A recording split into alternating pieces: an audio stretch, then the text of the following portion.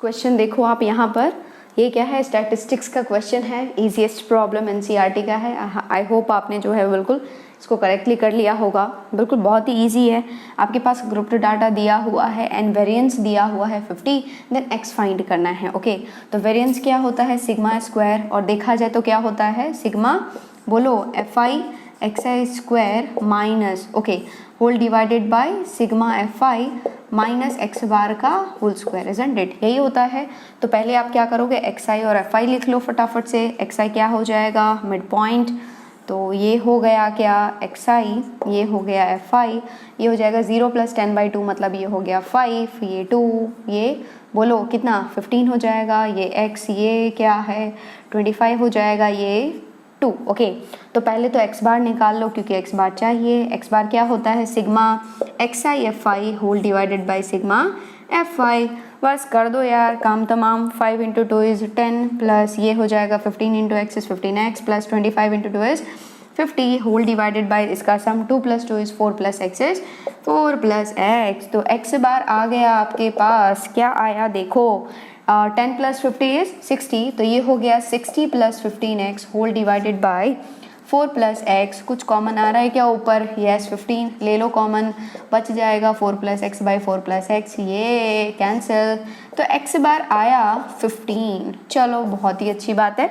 तो x बार आ गया, अब यहाँ पर पुट करोगे तो सिग्मा स्क्वायर बेसिकली दिया हुआ है 50, then 50 = fi × xi square. xi square यहाँ पर क्या हो जाएगा 25, तो ये हो जाएगा 2 × 25 प्लस बोलो अगेन 15 का square will be 225 × x plus again बोलो 25 का whole square is 625 × 2 whole divided by क्या हो जाएगा, सिग्मा एफ आई मतलब 4 + x माइनस इसका होल स्क्वायर विच इज 15 का होल स्क्वायर। बहुत ही अच्छी बात है। तो 50 बराबर हो गया, ये क्या आ जाएगा, 25 × 2 = 50 प्लस ये हो गया 225x प्लस ये हो गया 5 दूना 10 बचा 1, 2 दूना 4 1 5 और 6 दूना 12 और whole divided by 4 + x minus 225। अब इस 225 को इधर ले आओ तो ये हो जाएगा कितना 275।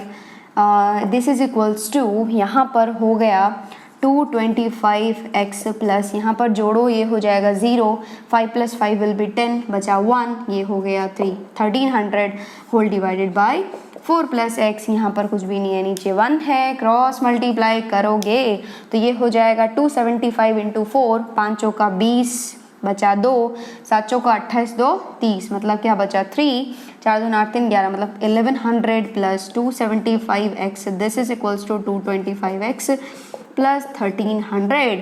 अब क्या करें भाई, इस 1100 को राइट साइड भेजो, इसको लेफ्ट साइड लाओ, तो 275x minus 225x is 50x, this is equals to 1300 minus 1100 is 200। तो ये 0 उड़ेगा, ये 5 उड़ा देगा 4, तो x बराबर क्या आ गया 4। This is the required answer. बिल्कुल एनसीईआरटी का कॉपी पेस्ट है, आप आराम से कर सकते हैं। ओके, तो आप एक काम करो, फटाफट से इसको भी नोट डाउन कर लो। नेक्स्ट क्वेश्चन देखो, एमओडी मेथड ऑफ डिफरेंशिएशन का क्वेश्चन है, एंड लिमिट का भी बोल सकते हो आप। तो ultimately we have to differentiate, कैसे, आपको जो है वो इस लिमिट का वैल्यू 0 दिया गया है, बाकी सबको भूल जाओ। तो इस लिमिट का वैल्यू 0 है, मतलब क्या, limit t tends to x, this is x² f² t minus t² f² x whole divided by t minus x, this is equals to 0, and limit exist कर रही है, and of course ये क्या है 0/0 form है। क्यों, क्योंकि t की जगह पर x रखोगे तो 0/0 आ गया, एंड जैसे ही 0/0 आए एक ही केवल एक ही को याद करोगे, that is L hospital rule. ऊपर का डिफरेंशिएशन ऊपर, नीचे का डिफरेंशिएशन नीचे with respect to t। Why, because t जो है वो टेंडिंग है, मतलब क्या t वेरिएबल है, t अप्रोच कर रहा है टू x, तो ये हो जाएगा limit t tends to x, ये हो जाएगा x² will be constant, f² t का differentiation will be 2f of t into f dash t, isn't it? Minus यहाँ पर टी स्क्वायर का हो जाएगा 2t into F square x as it is whole divided by 1 minus 0 बराबर 0। अब T बराबर क्या पुट करो, x पुट करो, तो ये हो जाएगा X square into 2f of x into F dash x minus 2x into F square X, this is equals to 0। Common शॉमन ले लो, 2 आ जाएगा कॉमन, f ऑफ x आ जाएगा कॉमन, 2f ऑफ x, एक x भी आ जाएगा कॉमन, इसको भी ले लो, तो ये हो गया 2 into X into F of X common आ गया, बच गया यहाँ पर एक तो x बचा, एक बचा f डैश एक्स माइनस यहाँ पर बचा f of x, isn't it, this is equals to 0, क्योंकि स्क्वायर था ना, एक आपने कॉमन ले लिया, इसमें से कोई भी चीज़ 0 नहीं हो सकती है, तो ज़रूर ही इसको ही 0 होना पड़ेगा। तो ये हो जाएगा x into F dash x minus f of x, this is equals to 0, तो ये हो गया x into F dash x, this is equals to f of x. अब आपको तो क्या f ऑफ 1 बराबर e दिया हुआ है, f ऑफ x बराबर 1 को सॉल्व करना है, तो you must need f of x। तो क्या करें हम लोग, क्या करें बोलो, इस x को नीचे टपकाओ, इस f ऑफ x को नीचे टपकाओ, ये हो जाएगा f dash x whole divided by f of x, this is equals to x नहीं 1 बाई एक्स, क्यों, क्योंकि नीचे आएगा ना ये, इसलिए दोनों तरफ क्या करो, इंटीग्रेट करो, एंड यहाँ पर f ऑफ x दोनों तरफ इंटीग्रेट करोगे तो ये हो जाएगा dx, ये हो जाएगा dx। तो आपको पता है क्या कि नीचे f ऑफ x बैठा है, उसका डिफरेंशिएशन ऊपर बैठा है, तो क्या हो जाएगा direct ln of f of x, okay, and this is equals to 1 by x का integration is ln of x plus यहाँ पर ln है तो c नहीं लिखोगे, क्या लिखोगे ln c। जब कभी भी सेम होता है ना तो हम लोग उसी चीज को लिखते हैं c में, ओके, क्योंकि यार यदि c कांस्टेंट है तो ln c भी कांस्टेंट है ना। और यहाँ पर जो है ये हो गया ln of f of x, this is equals to log a plus log b is log of a b, मतलब log of x into c, and यहाँ पर ln बराबर है तो ये नंबर्स भी क्या होंगे, बराबर होंगे, it means that f of x बराबर x इंटू c। यो चलो, अब आपके पास दिया हुआ है f of 1 is e, f of 1 is e मतलब x बराबर 1 पुट करोगे तो f ऑफ 1 बराबर 1 into c, and f of 1 is e, तो e बराबर आ गया c, तो c आ गया आपके पास e, तो f ऑफ x क्या आ गया आपके पास यहाँ से, this is nothing but x into e या फिर ex, ओके। तो आपसे पूछा गया है कि सॉल्यूशन क्या है f ऑफ x बराबर 1 का, तो f ऑफ x बराबर 1 का सॉल्यूशन है क्या, f ऑफ x की जगह e इंटू x रखोगे, ये हो जाएगा 1, x बराबर क्या 1 बाई e। सॉल्यूशन मतलब क्या, x का वैल्यू, तो ये आपके पास आ गया आंसर। तो ये भी कोई ज़्यादा डिफिकल्ट मुझे नहीं लग रहा है, आपको भी, आई होप आपको भी डिफिकल्ट नहीं लगा होगा यार, अभी का पेपर तो बहुत ही अच्छा है, आप आराम से कर सकते थे, ओके। आई होप आपके बहुत अच्छे मार्क्स आ रहे हैं मैथ्स में, तो इसको भी फटाफट से आप नोट डाउन कर ही लो।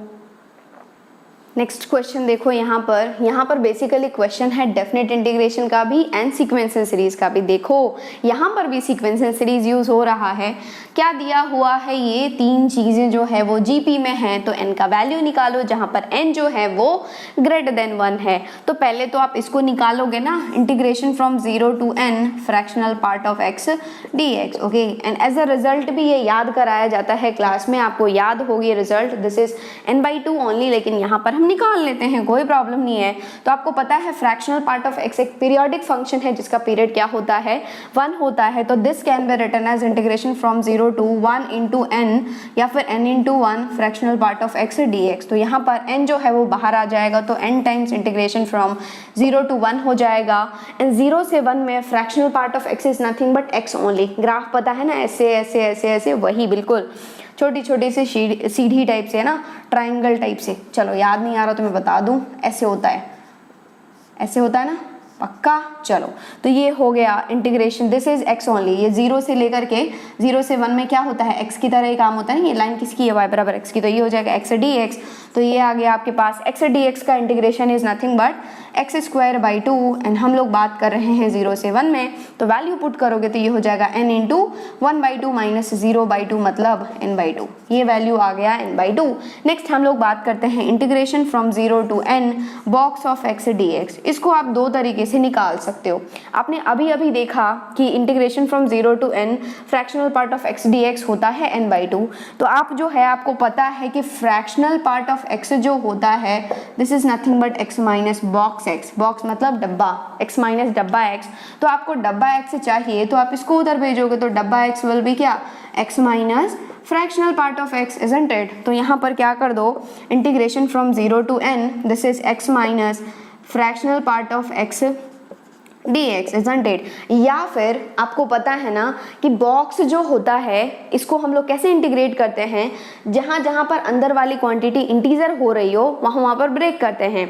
तो ये 0 से लेकर के x जो है इंटीजर कहाँ कहाँ पर होगा, 1 पर होगा, 2 पर होगा, 3 पर होगा, 4 पर होगा। तो 0 से 1 करेंगे, फिर 1 से 2 करेंगे, फिर 2 से 3 करेंगे एंड सो ऑन चलते जाओ, उससे भी आ जाएगा। या फिर इसे निकाल लो, आपको पता है ना कि यहाँ पर माइनस है तो दोनों में बढ़ जाएगा, तो इंटीग्रेशन फ्रॉम 0 to n ये हो जाएगा x dx minus integration from 0 to n fractional part of x dx, है ना। और ये आपको पता है क्या, x dx का इंटीग्रेशन x²/2, 0 से n चल रहे हैं हम लोग, एंड इसका आपने अभी अभी निकाला है विच इज n/2, तो ये हो गया n²/2 minus n/2, isn't it? और ये हम लोग एज अ क्लास में हम लोग बोलते हैं कि ये दिमाग में फिट भी कर लो, क्योंकि ये जो होता है वो डायरेक्ट यूज होता है एज ए रिजल्ट। ओके, इसका इंटीग्रेशन एंड इसका इंटीग्रेशन, कोई प्रॉब्लम नहीं याद है तो आप आराम से निकाल सकते हो। ओके, तो ये जो तीन चीजें हैं, ये एंड ये, वो तीनों जीबी में है। तो ऐसा लग रहा है ना कि ये तीन नंबर्स हैं which is A B C, and A B C जब जीबी में होते हैं तो what is the condition for that, condition is बीच वाले का स्क्वायर मतलब बी स्क्वायर बराबर कॉर्नर वालों का मल्टीप्लीकेशन मतलब ए इंटू सी, isn't it?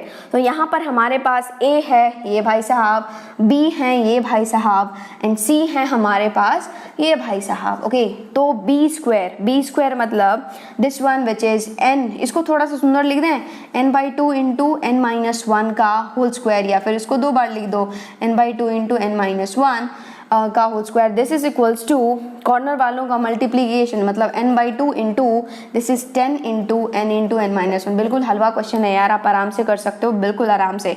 यहाँ पर n 0 है नहीं क्योंकि पॉजिटिव मतलब ग्रेटर देन 1 दिया हुआ है, ये n इस n को उड़ाएगा, ये n इस n को उड़ाएगा, n-1 n-1 को उड़ाएगा, ये जो 2 है ये 2 को उड़ाएगा, तो आपके पास बच गया n-1/2, this is equals to 10, तो क्रॉस मल्टीप्लाई कर दोगे हो जाएगा 20, 1 को उधर भेजोगे तो n बराबर 21, सो n बराबर 21 इज द रिक्वायर्ड आंसर। देखो यार, बिल्कुल हलवा बट रहे हैं, हलवा आप आराम से कर सकते हैं, कोई प्रॉब्लम नहीं है। ओके, एज अ रिजल्ट भी ये चीज़ें याद होनी चाहिए, नहीं याद है तो कोई प्रॉब्लम नहीं है, कॉन्सेप्ट पता है, निकाल लो क्या जा रहा है। ओके, वैसे रिजल्ट याद होना चाहिए क्योंकि एग्जाम में निकालने बैठोगे तो दिस इज यूजलेस, है ना, टाइम वेस्ट होगा। इससे अच्छा कोई कॉम्प्लिकेटेड क्वेश्चन है उस पर टाइम दे दो, मतलब यदि ये रिजल्ट याद रहेंगे तो कोई कॉम्प्लिकेटेड क्वेश्चन है जिसमें ज़्यादा टाइम लग रहा है, कैलकुलेटिव है, तो उसमें टाइम दे दो, है ना। तो ये रिजल्ट जो है वो दिमाग में फिट होना चाहिए, कोई प्रॉब्लम नहीं अदरवाइज। तो इसको भी आप नोट डाउन कर लो फटाफट से।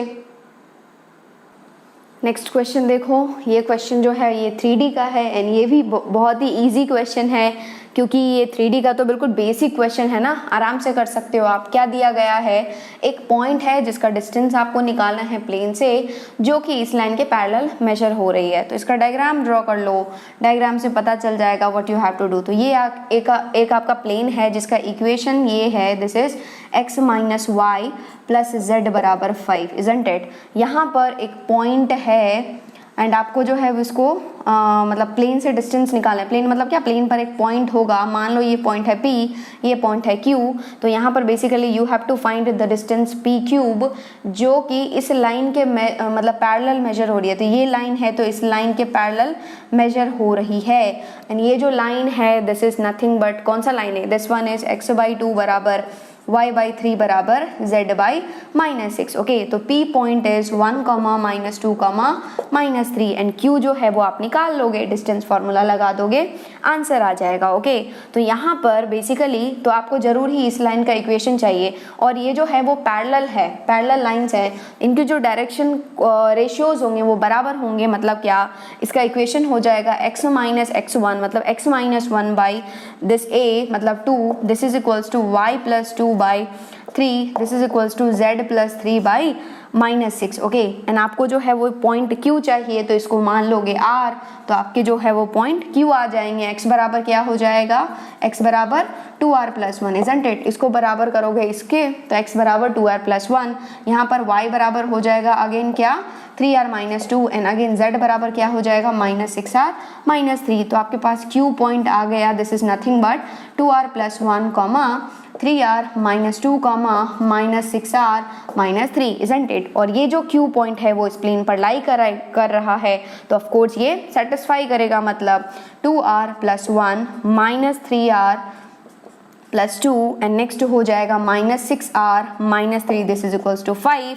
तो देखो कुछ कट पिट रहा है तो काट दो, +1 +2 +3 -3 कैंसिल हो जाएगा। ये हो गया क्या, 2r -3r -r तो -7r बराबर 5, तो r आ गए आपके पास क्या, -5/7, ओके। और जैसे ही r आ गए तो आपके पास Q पॉइंट चमक करके आ गया, क्या, 2r+1 मतलब -10/7 +1, 3r-2 मतलब -15/7 -2, isn't it? एंड r आ गए, लास्ट वन आ गया, दिस इज 30/7 -3, ओके। तो Q आ गया आपके पास, दिस इज -10/7 +1 मतलब क्या, LCM हो जाएगा 7, और -10 + 7 विल बी -3, तो ये हो गया -3/7। नेक्स्ट क्या हुआ बोलो, -15/7 -14, इज इट करेक्ट?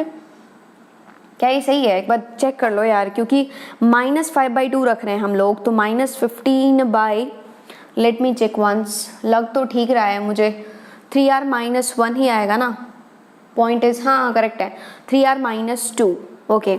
3r-2 तो 3 इंटू -15/7 -2, हाँ ठीक है। तो ये हो जाएगा क्या, by 1, तो ये होगा -19/7, isn't it? -19/7, और नेक्स्ट हो गया 30/7 -3 मतलब 9/7, I think so, okay, 9/7, okay.